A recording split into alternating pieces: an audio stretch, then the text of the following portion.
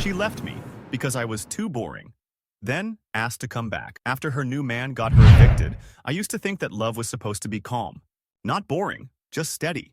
Secure. Something you could build a life on. Emma made me question everything about that belief. We met at a friend's birthday party. She was the kind of woman who lit up a room. Big smile, infectious laugh, messy hair that somehow looked intentional. I remember she spilled her drink on me within 5 minutes of meeting and laughed so hard she snorted. I offered to buy her a replacement drink, still dripping from mine. We ended up talking all night. The beginning was electric. She loved how I listened, how I made her feel safe. I'd take her to quiet coffee shops and ask her about her childhood, her dreams, her fears. She said it was refreshing to be with someone who wasn't trying to impress her with flashy things. "You're real," she once whispered while lying on my chest. "You're the kind of man who builds a home." And I was. I worked as a software engineer. Good pay, regular hours. I cooked most nights, kept a clean apartment, paid bills on time. I wasn't flashy. I didn't party. I liked routines. Mornings started with French press coffee and the New York Times crossword. Weekends were for hiking or watching movies under a blanket. Life with me wasn't an adrenaline rush, but it was solid. I thought that mattered. For a while it did. We moved in together after a year. She brought color to my life, literally and figuratively. My apartment turned from shades of gray and black to soft greens, bright pillows, a ridiculous number of plants. She'd dance while brushing her teeth, sing badly in the shower, pull me into the kitchen to dance when a song came on she liked. But somewhere along the way, that spark in her eyes started to fade. It was subtle at first. She started spending more time on her phone during our movie nights. She started staying out late with coworkers after work. When I offered to pick her up, she'd laugh and say, "That's sweet, but unnecessary. I'll Uber." Then came the comments. "You never want to do anything spontaneous. Don't you ever get tired of all this routine? I just feel like we're stuck in a loop. Every day feels the same." At first, I brushed it off. I told her we could take a trip, plan something exciting, go somewhere we'd never been. I even suggested skydiving, something completely outside my comfort zone, just to show her I was willing to grow. She laughed. Not a cruel laugh, but one that said she didn't believe me. Then, one evening, I came home early from work. Her laptop was open on the kitchen table. I wasn't snooping. I swear I wasn't. But the messages on the screen were impossible to miss. She was talking to someone named Rai on Facebook Messenger. I didn't read everything, but I saw enough. "I can't believe how alive I feel when I'm with you. I wish he was more like you. Everything with him is so safe. I need chaos. I need fire." That last message gutted me. I closed the laptop and sat down on the couch, staring at the blank TV screen for what felt like hours.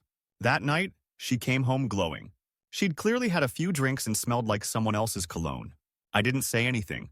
I just asked, "Can we talk?" She sat down across from me, and I asked her point blank, "Is there someone else?" She looked caught for a moment, then sighed. "I've been talking to someone, yeah. Nothing happened, yet. But maybe that's the problem." I asked her why. Why after everything? After all the nights I held her while she cried about her mother. After all the trips we planned, the IKEA furniture we built together. Why? Her answer was simple. "You're a good guy. You really are. But you're so boring. I know that sounds awful, but I need something more. More passion. More adventure. You don't challenge me. I feel like I already know how the rest of our life will go, and I'm only 27. I just sat there, stunned." She packed a suitcase the next day. Said she'd crash with a friend for a bit. I didn't stop her. I wanted to, but something inside me refused to beg. I watched her walk out the door without even glancing back. The first few weeks were hell. I couldn't sleep in our bed. Everything smelled like her. I tried to keep busy. Longer hours at work, picked up reading again, started running even though I hated it. Anything to keep my mind off her. But nothing helped when night came, and the silence in the apartment screamed louder than anything else. Then came the Instagram posts. Her, on a beach with a drink in hand. Her, at rooftop bars with new friends I'd never seen. Her, sitting on the back of a motorcycle, hair flying, caption, "Just ride." And there he was. Ryan, apparently. Tattooed, long hair, all leather and smirk. Every picture with him looked like it came from a music video. I couldn't compete with that. I never even tried to. But I watched every story, every post, like some sick ritual, watching her live the real life she always said she wanted. And I told myself maybe she was right. Maybe I was too boring. It took everything I had not to reach out to her. I wanted to ask if she was okay, if she missed me, if she ever looked at our old pictures the way I looked at hers. But every time I hovered over her name in my contacts, I remembered her words. You're boring. And that simple sentence would crush me all over again. So I stayed silent. Instead, I focused on rebuilding. At first, it was out of spite, if I'm being honest. I wanted to become the kind of man she wouldn't dare call boring. I signed up for a boxing class.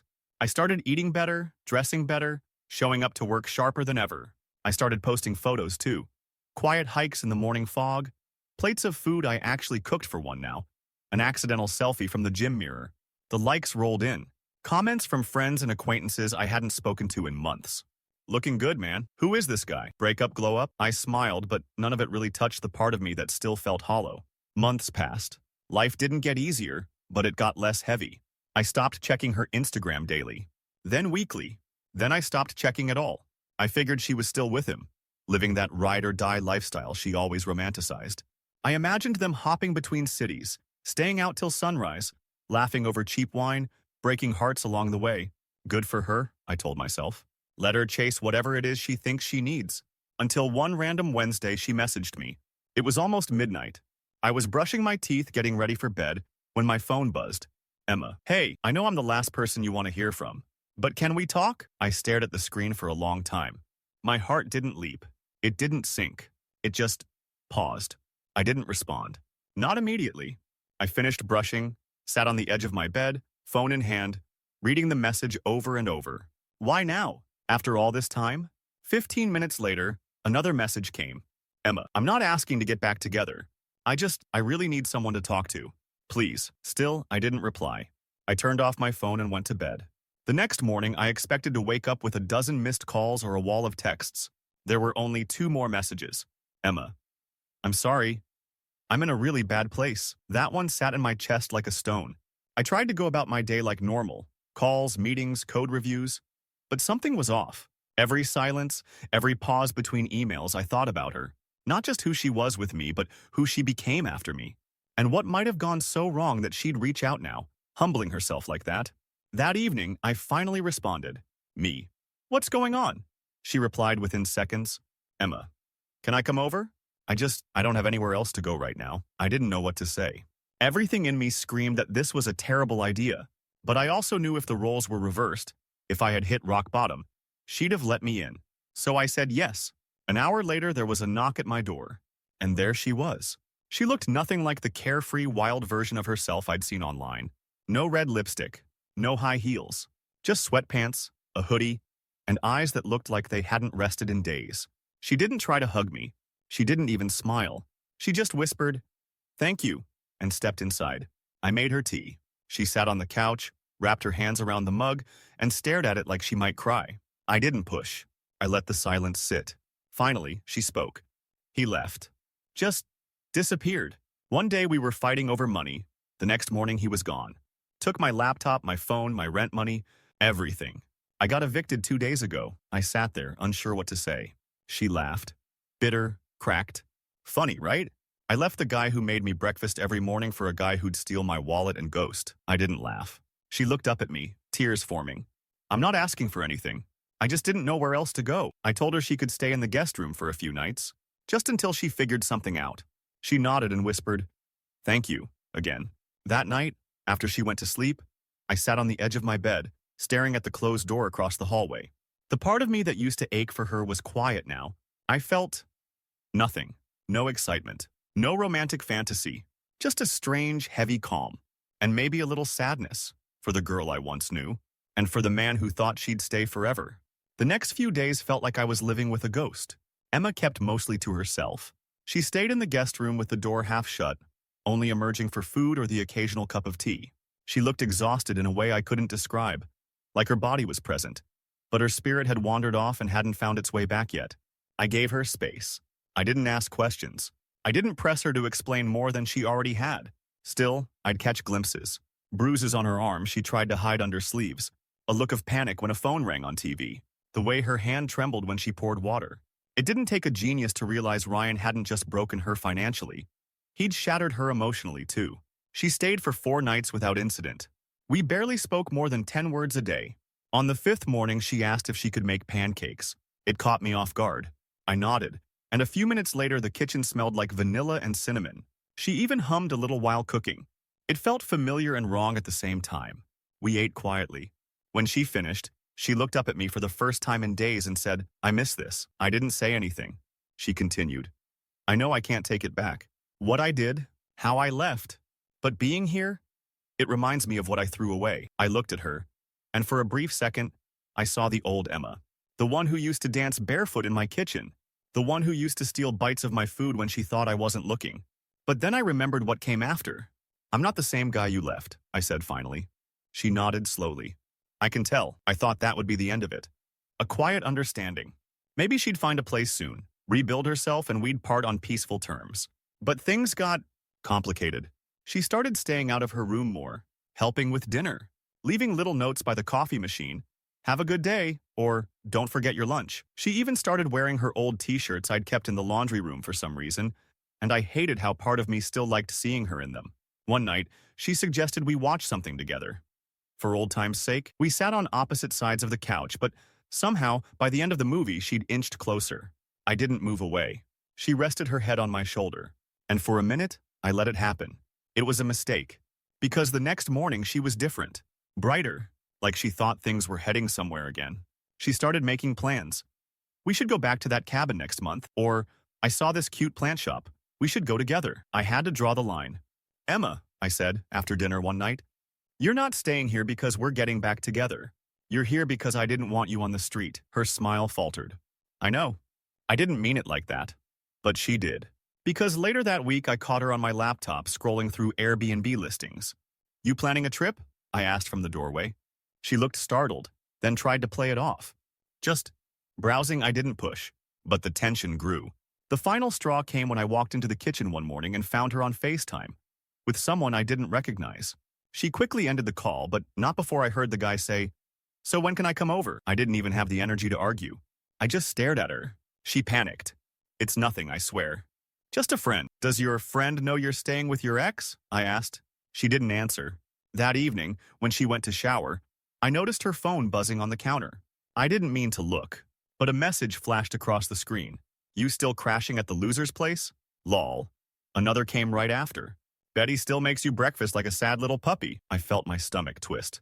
It wasn't the insult that hurt. It was the realization that I was being used. Again, not just for a roof or a bed, but for comfort, stability. The same thing she once called boring. When she came out of the bathroom, towel wrapped around her head, I handed her the phone. "You need to leave," I said. She blinked. "What?" "I let you in because I thought you were broken. Because I thought you needed help. But you're not trying to rebuild anything. You're just running from your own mess." Her voice rose. "So now I'm a burden?" "No," I said calmly. "You're just not my responsibility anymore." She looked like she might cry, then rage replaced it. "You think you're better than me now? Just because you dress a little sharper and go to the gym?" "No," I repeated. "I think I finally see you clearly." She didn't sleep that night. She packed her things, slammed some drawers, muttered something about me being heartless. I didn't stop her. And in the morning, she was gone. No note, no thank you, just silence. And this time, it felt like peace. For the first time in months, the apartment felt still again. Not heavy, not hollow, just still. I stood in the doorway of the guest room after she left, bed half made, one of her earrings left on the nightstand, a coffee cup still on the windowsill. The kind of casual chaos that used to be normal when she lived here. But now, it just felt out of place. Like she'd never really belonged anymore, but had tried to force her way back into a chapter that was already closed. I tossed the earring in a drawer, washed the cup, and opened the windows. The air felt different, lighter. For days, I kept waiting for another message, some half apology, an explanation, maybe even one last attempt at manipulation. But there was nothing, just silence. The same silence I used to hate was now my comfort. I went back to my routine, but I carried myself differently. Not like I had something to prove anymore, but like I'd finally stopped clinging to someone who was never really holding me back, just making me question my worth. My friends started inviting me out again. I said yes more often than I used to. I met new people. I started seeing someone casually. Nothing serious, just drinks, laughter, a few deep conversations that didn't come with emotional landmines. It felt normal, easy, no games, no second-guessing myself every time I spoke. And then, about 3 weeks after Emma left, I got a DM from one of her old friends, Jenna. We were never close, but she'd been around enough to know how things ended. Her message was short. "Hey, I know it's not my place, but I think you should see this. She attached a screenshot of a text thread between Emma and someone named Tasha. I didn't want to look, but curiosity always wins. The messages were brutal.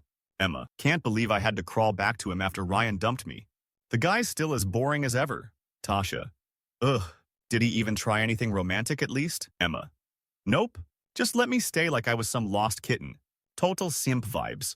Lol. Tasha. You should have milked it more. Free food, free rent. Emma. I was trying, but he caught on. Kicked me out. Whatever. He was a dead end anyway. My stomach twisted, but I didn't feel hurt. I felt embarrassed, forever letting her back in. I replied to Jenna with a simple, thanks for showing me. She sent one more message. You deserve better. She's not the person she used to be. I already knew that. The real question was why I kept hoping she still was. I don't know what hurt more. The way Emma used me, or the fact that I'd let her. I'd wanted to believe people could change. That rock bottom might have humbled her. That pain might have taught her something real. But some people aren't looking to grow. They're just looking for the next place to land when they burn the last one down. In a strange way, the whole thing gave me closure. The messages were ugly, yes, but they were the truth. The final, undeniable proof that I wasn't crazy. That the love I gave her wasn't wasted. It was simply misplaced. I started writing again. Not publicly, just in a notebook I kept by my bed. About the person I used to be. The man I was now. The kind of partner I wanted to become for someone who wouldn't mock me in group chats or run at the first sign of stillness. A few weeks later, I got a call from an unknown number. I didn't pick up. The voicemail started with a shaky breath. It was her. I know you probably don't want to hear from me. I get it. I thought I was chasing something better. I thought excitement meant happiness. But I've been staying on couches and I feel like I can't breathe anymore. You were the safest place I ever knew, and I was too stupid to see it. I know I don't deserve anything from you. I just needed to say I'm sorry. I deleted it without saving it. Not because I hated her, not because I wanted revenge, but because I finally understood that healing meant letting go. Not holding on to apologies that came too late, or memories that only served to reopen wounds. The next weekend, I went hiking alone. A 2-hour drive to a trail I'd been meaning to try for months. No cell service, no distractions. Just me and the cold mountain air and the crunch of dirt under my boots. At the top, I sat down on a rock and looked out over the valley below. I didn't think about Emma. I thought about the boy I used to be. The one who believed love meant saving someone. And I let him go too. The days started moving faster after that. Or maybe I just stopped counting them by how long it had been since Emma left. There was nothing to wait for anymore. No messages to dread, no hope to secretly cradle. Just quiet, clean space, and a routine that no longer felt like something to be ashamed of. I started dating again. Not out of desperation or some need to prove anything, but because, after everything, I still believed in connection. I still believed in something steady and kind, even if it took a few missteps to find. Her name was Lauren. We met through mutual friends at a brewery. Nothing fancy, just beer flights, shared fries, and easy banter that flowed naturally. She didn't talk about drama, or her exes, or thrill-seeking chaos. She asked about books, family. She listened when I talked about my job and didn't zone out like it was boring. She laughed when I told her I still did Sunday meal preps and tracked my grocery receipts in Excel. That's kind of hot, actually, she joked. I don't know what I expected, but it wasn't that. We started seeing each other once a week, then twice. It never felt rushed, just real. I didn't compare her to Emma. I didn't need to. They weren't even in the same universe. Where Emma thrived on instability, Lauren built peace. Where Emma ran from quiet, Lauren leaned into it. There was no manipulation, no head games. No need to prove who was more exciting or who could walk away first. Just two people, slowly learning each other's rhythm. About 2 months into dating Lauren, I got a text from a number I hadn't blocked, though I should have. It was Emma. Hey, just wanted to say I hope you're doing okay. I know I hurt you. I've been going to therapy. I'm trying to change. I stared at the screen, heart still for a moment, not shaken. Just tired. Part of me wanted to ignore it. Another part wanted to say something final, definitive. So I typed, I really do hope you're healing. But I've moved on. Please don't contact me again. She didn't reply. And I finally blocked her number. It was done. No more cracks left for her to slip through. And still, there was something unexpected about how calm I felt. I thought closure would come with anger, or at least a sense of victory. But all I felt was space and peace. Lauren never pried about my past. She asked once, gently, if I'd ever had a serious relationship. I told her yes, that it ended badly, that I wasn't ready to talk about it in detail yet. She nodded, smiled, and said, "Whenever you're ready." So I took my time. I let myself heal without rushing, without dumping trauma onto someone else just to get it out. I journaled. I hiked more. I finally booked that trip to Oregon I'd kept putting off for years. And when Lauren offered to come with me, I said yes. It was the best decision I'd made in a long time. We spent 4 days in a little cabin near Crater Lake. No TV, no cell service, no distractions. We talked for hours, made food together, played card games by the fireplace. One night, after a walk through the woods, she looked at me and said, "You seem like someone who's been through hell but still believes in good things." I don't know why, but it made me cry. Not ugly sobs, just quiet tears, the kind that had been waiting to fall for too long. She didn't ask why. She just sat beside me and held my hand. And I realized then, I didn't need fireworks. I didn't need chaos. I didn't need to prove I was exciting enough for anyone else. I just needed someone who saw value in the calm, in the quiet, in the boring, beautiful rhythm of real love. When we got back from the trip, Lauren met my friends, then my sister, eventually my parents. There were no awkward silences, no forced conversations. Everyone liked her. My mom pulled me aside and whispered, "She's solid. You look happy." I was. One afternoon, while cleaning out a drawer in my apartment, I found something that made me pause. Emma's old Polaroid camera. She used to take random pictures of us and leave them on the fridge. Most of them were long gone, but one photo was still tucked behind a takeout menu I'd never thrown away. It was us, sitting on the couch, her head on my chest, smiling like the world was still soft. For a second, it punched the air out of me. But then I looked closer. I wasn't smiling in the photo. Not really. Not the way I do now. I tossed the picture in the trash, shut the drawer, and opened the windows. There was no need to keep old shadows in a room full of sunlight. About 6 months after that trip with Lauren, something happened I didn't expect. I ran into Emma. It was a random Saturday. I was downtown, walking out of a bookstore with 2 coffees. One for me, one for Lauren, who was meeting me a few blocks away. The kind of weekend plan that had become beautifully mundane. And there she was, sitting alone on a bench near the old theater, hunched over her phone, headphones in, a backpack beside her. Her hair was shorter now, darker. She looked thinner, paler, tired. The kind of tired you don't fix with a nap. I almost kept walking, almost. But then, as if feeling my stare, she looked up. Our eyes met. There was a beat of silence between us, even in the middle of the bustling street. She took out one earbud. Her mouth opened like she might say something, but nothing came out. Just a small, hesitant smile.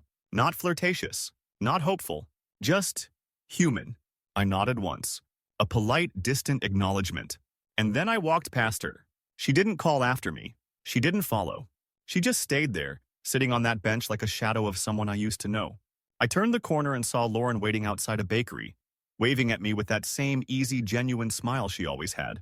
I handed her the coffee, kissed her cheek, and didn't mention what had just happened. Not because I was hiding anything, but because I didn't feel anything worth mentioning.